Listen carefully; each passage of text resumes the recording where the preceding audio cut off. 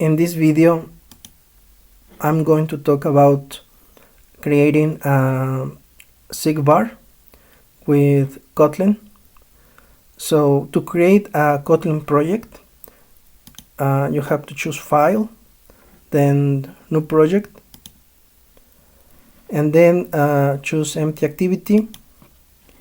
And here you can give a name to your project.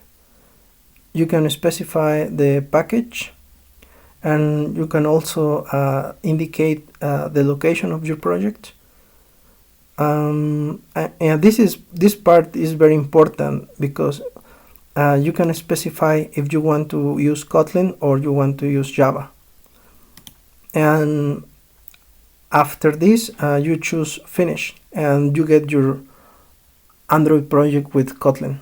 So I'm going to choose Cancel because I've already created a project, which is this one. So next thing to do is let's design the user interface. As a root element for my user interface, I'm going to choose constraint layout. Then I'm going to use a linear layout to place all the elements vertical. And also I'm going to be placing all the elements, all the components in the center. The first element in our linear layout is going to be a text view. And the most important thing is to specify an ID for this text view. The following attributes are to make our text view nicer.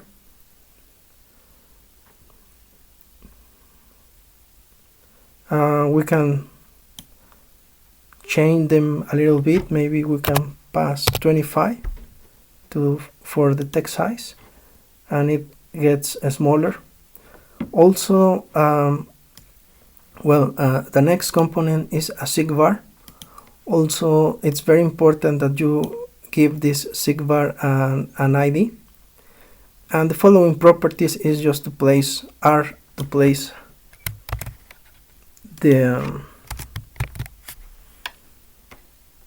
seekbars nicely in this activity. Okay, so this is it with respect to the user interface. Now let's go to the main activity, and let me choose split vertical.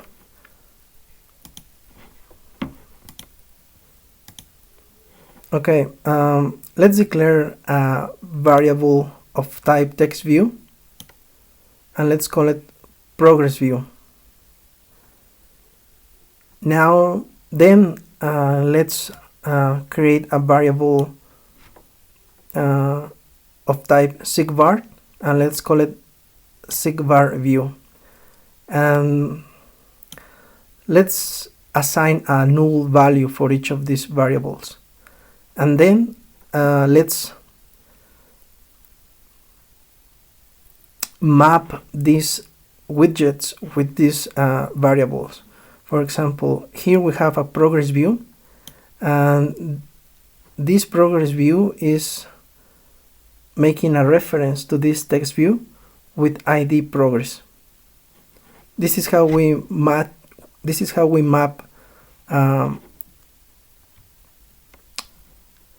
components in the XML with variables in our main activity. And the same thing for the seekbar. This seekbar is making a reference to this seekbar. And other thing that we're going to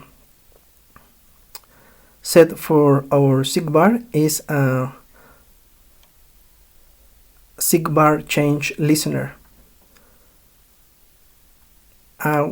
This is how we're gonna set our OnSeekBarChangeListener.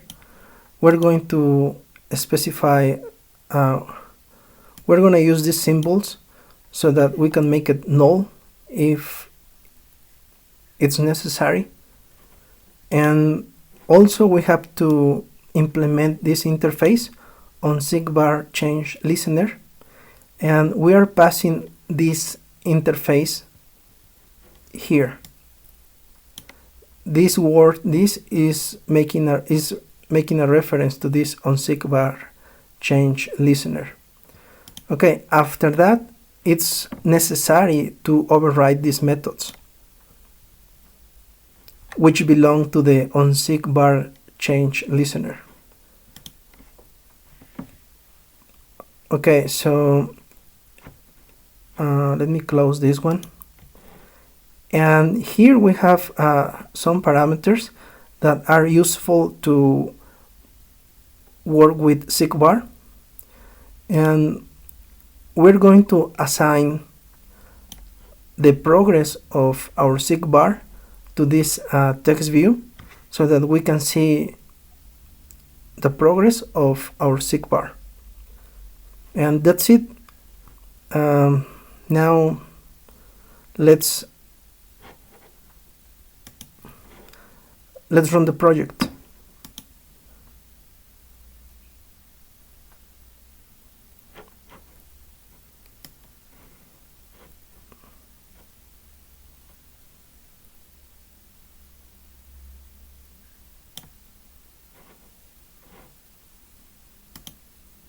Okay, this is our project. I'm gonna start using the seekbar, and as you can see, in this text view is displaying the progress. You can move it and you can see that it keeps displaying the progress. So this is how we create a seekbar in Kotlin. So this is it.